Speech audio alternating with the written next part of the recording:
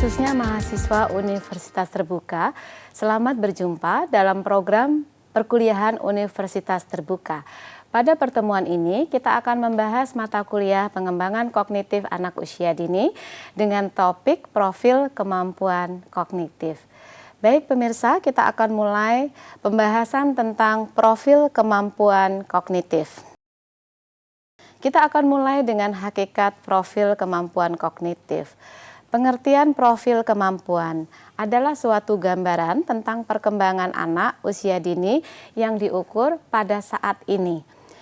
Gambaran perkembangan yang dimaksud menyangkut hal-hal yang berkenaan dengan kemampuan fisik, baik motorik halus maupun motorik kasar, kemampuan kognitif, kemampuan berbahasa dan berkomunikasi, serta kemampuan sosio-emosional. Bapak dan Ibu serta mahasiswa Universitas Terbuka, ingat sekali lagi tentang pengertian profil kemampuan, yaitu suatu gambaran tentang perkembangan anak usia dini yang diukur saat ini. Ada beberapa klasifikasi pengembangan kognitif yang akan digunakan untuk membuat profil kemampuan. Pendapat pertama dikemukakan oleh Jean Piaget. Piaget mengemukakan 4 fase perkembangan kognitif, yaitu sensori motor, praoperasional konkret, operasional konkret, dan operasional formal. Berikutnya kita akan melihat klasifikasi pengembangan kognitif yang bisa kita gunakan untuk membuat profil kemampuan kognitif. Pendapat ini dikemukakan oleh Benjamin S. Bloom dengan 3 taksonomi atau ranah atau tujuan pendidikan yang sudah tidak asing lagi bagi kita, yaitu kognitif, afektif, dan psikomotor. Di mana Bloom menguraikan lebih lanjut dari masing-masing aspek tersebut. Misalnya untuk aspek kognitif, Bloom membaginya menjadi 6 tingkatan, mulai dari pengetahuan, pemahaman, penerapan, analisis, sintesis, dan evaluasi. Pemirsa, mahasiswa Universitas Terbuka, tadi kita sudah membahas klasifikasi dari Piaget, kemudian dari Bloom, dan berikut ini adalah klasifikasi pengembangan kognitif dari Janet Lerner. Kita sebut saja Lerner. Lerner membagi pengembangan kognitif menjadi 7, yaitu pengembangan kemampuan auditori, visual, taktil, kinestetik, aritmetik, geometri, dan sains permulaan. Jadi sekali lagi ingat para pemirsa, Lerner mengemukakan 7 pengembangan kemampuan untuk membuat klasifikasi pengembangan kognitif. Berikutnya tokoh yang sering kali kita sebut yaitu Howard Gardner. Gardner dengan teori kecerdasan jamak mengungkapkan paling tidak ada 8 klasifikasi kecerdasan yang dimiliki oleh manusia, yaitu kecerdasan linguistik atau kebahasaan, logika matematika, visual spasial, musikal, gerak kinestetik, interpersonal, intrapersonal, dan naturalistik. Sugiono dan Siono 2010 menuliskan juga satu kecerdasan lagi, yaitu kecerdasan spiritual, karena mengingat bahwa di negara kita, di Indonesia tercinta ini, setiap pembelajaran di sekolah selalu harus ada pendidikan agama, paling tidak berdoa sebelum dan memulai kegiatan. Ini adalah klasifikasi yang dikemukakan oleh Gardner. Berikutnya, bagaimana kita bisa membuat profil kemampuan anak? Mari kita cermati beberapa hal berikut ini. Yang pertama, tentang penilaian perkembangan. Penilaian atau yang sering kali lebih populer dengan istilah evaluasi, baik evaluasi dalam proses pembelajaran ataupun evaluasi perkembangan yang dilaksanakan pada pendidikan anak usia dini, umumnya diperlukan untuk mengukur kemampuan anak dan mengukur ketercapaian program yang telah dilaksanakan. Biasanya hasil dari suatu kegiatan evaluasi akan dijadikan acuan dalam menyusun kegiatan belajar selanjutnya. Para mahasiswa Universitas Terbuka, sekarang kita akan melihat definisi dan peristilahan. Peristilah yang pertama adalah penilaian perkembangan anak pada pembelajaran anak usia dini. Pada dasarnya lebih tepat disebut dengan istilah assessment. Sekali lagi assessment, perkembangan. Assessment ini berkenaan dengan pendidikan anak usia dini adalah suatu proses untuk mengumpulkan sejumlah data atau bukti-bukti yang berkenaan dengan tahapan perkembangan dan hasil belajar. Jadi istilah evaluasi yang selama ini kita gunakan akan lebih tepat kita menggunakan assessment, walaupun secara prinsip ada banyak kesamaan antara evaluasi dan assessment. Ibu dan Bapak serta mahasiswa Universitas Terbuka, apabila kita lihat definisi dari asesmen perkembangan adalah suatu proses yang sistematik meliputi pengumpulan data, menganalisisnya, menafsirkan, dan memberikan keputusan tentang perkembangan anak usia dini. Jadi, asesmen perkembangan anak usia dini dilaksanakan untuk mengetahui dan mendeskripsikan perkembangan anak usia dini yang terjadi sebagai akibat adanya kegiatan yang diberikan. Nah, dalam bagian ini yang perlu kita ingat adalah istilah evaluasi dan asesmen. Disarankan untuk menggunakan istilah asesmen perkembangan anak usia dini. Tujuan dari asesmen ada beberapa. Yang pertama, untuk mendeteksi perkembangan dan arahan dalam melakukan penilaian diagnostik ketika terindikasi yang meliputi deteksi tentang status kesehatan anak usia dini, kemudian kepekaan indranya, bahasa, motorik kasar ataupun motorik halus, serta pengembangan sosio-emosional. Tujuan lain dari asesmen perkembangan anak adalah mengidentifikasi minat dan kebutuhan anak usia dini. Yang ketiga, menggambarkan kemajuan perkembangan dan belajar anak usia dini. Keempat, sebagai dasar dalam pengembangan kurikulum. Ibu dan Bapak, hati-hati dalam pengembangan kurikulum, ternyata kita harus melakukan asesmen terlebih dahulu terhadap kemampuan awal yang dimiliki oleh anak. Setelah itu baru kita memberikan proses kegiatan melalui bermain. Jadi jangan lupa bahwa asesmen, evaluasi tidak dilakukan di akhir untuk membuat buku laporan perkembangan. Tapi sejak anak masuk ke dalam kelas, baik kelompok A atau kelompok B, ataupun juga di kelompok bermain, maka kegiatan awal yang kita harus lakukan adalah melakukan kegiatan asesmen. Tujuan akhir dari asesmen perkembangan adalah memperbaiki dan mengembangkan kegiatan pembelajaran yang sesuai dengan perkembangan dan kebutuhan anak usia dini. Selain tujuan, ada beberapa kegunaan asesmen perkembangan.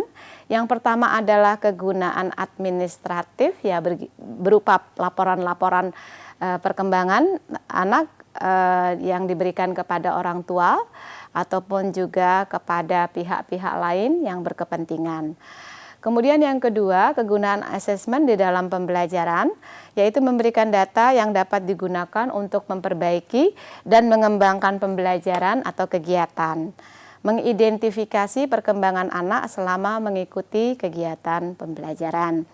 Ada lagi kegunaan lainnya, yaitu kegunaan diagnostik, yaitu sebagai alat diagnostik dalam bimbingan dan konseling dalam menganalisis berbagai permasalahan anak.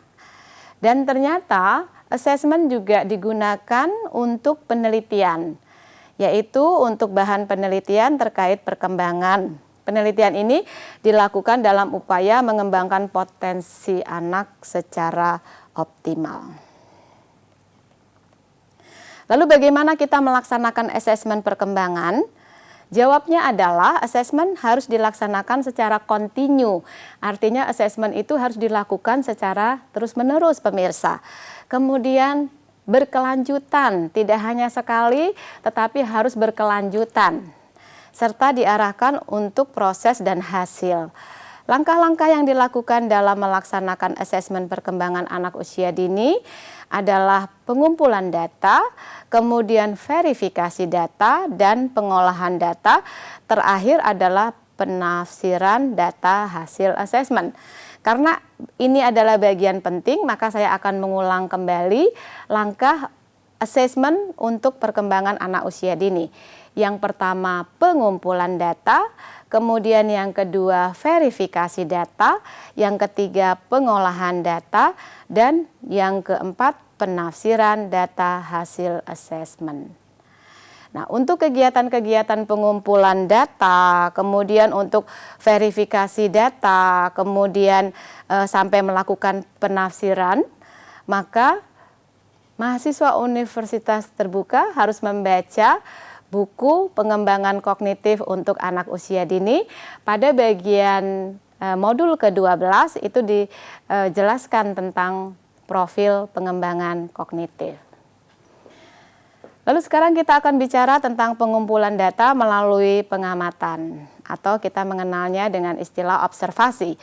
Observasi itu ada beberapa kegiatan. Yang pertama, observasi menggunakan format terbuka, kemudian daftar checklist, serta catatan anekdot.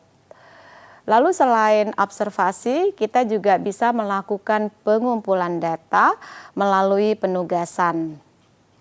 Format yang bisa kita gunakan adalah penilaian secara kualitatif ataupun format yang berbentuk skala. Kemudian pengumpulan data melalui unjuk kerja, yaitu format penilaian kualitatif atau format berskala. Jadi ada 3 bentuk yang ditawarkan, yaitu pengumpulan data lewat pengamatan atau observasi, kemudian melalui penugasan, dan yang ketiga melalui unjuk kerja. Selain ketiga bentuk pengumpulan data itu, guru juga bisa mengumpulkan data melalui hasil karya anak. Nah, ini kita mengenal dengan istilah clipping portofolio, berupa karya anak yang dikumpulkan dari waktu ke waktu, dan pada pertengahan semester atau akhir semester atau 1 tahun akademik, kumpulan-kumpulan hasil karya anak itu diberikan kepada orang tua dan pihak-pihak yang berkepentingan lainnya. Kemudian pengumpulan data yang lainnya adalah melalui wawancara. Jadi apabila observasi tidak cukup, datanya dikumpulkan, bisa dilanjutkan dengan wawancara. Oke, kita akan membicarakan tentang pengumpulan data melalui portofolio. Dalam mengembangkan portofolio, hendaknya mengikuti proses sebagai berikut. 1. Menentukan tujuan dari asesmen tersebut. Yang kedua, mengumpulkan dan menyusun berbagai data yang berkaitan dengan perkembangan anak usia dini. Yang ketiga, memilih hasil karya yang akan dijadikan kunci kemajuan perkembangan anak usia dini. Yang keempat, menentukan bagian-bagian yang perlu diberi komentar. Dan kelima, memberikan kesimpulan umum terhadap perkembangan anak usia dini. Setelah kita mendapatkan data-data tersebut melalui portofolio yang kita kumpulkan, kita melakukan verifikasi data. Verifikasi dimaksudkan untuk mempersiapkan data sehingga siap untuk diolah. Verifikasi data dilakukan terhadap masing-masing aspek perkembangan anak usia dini. Verifikasi data dapat dilakukan dengan membuat rekapitulasi setiap hasil asesmen berdasarkan berbagai teknik yang digunakan. Setelah itu, kita akan melakukan kegiatan pengolahan data, melakukan penafsiran data, dan membuat pelaporan asesmen perkembangan. Data yang valid, data yang reliable sangat diperlukan karena apabila kita bicara tentang perkembangan, asesmennya adalah menggunakan asesmen yang otentik, asesmen yang sesuai dengan kondisi yang ada, yang bersifat observable, bisa diamati, dan measurable, bisa diukur atau terukur. Jadi, asesmen perkembangan untuk anak usia dini harus dibuat sesuai dengan kondisi anak tersebut.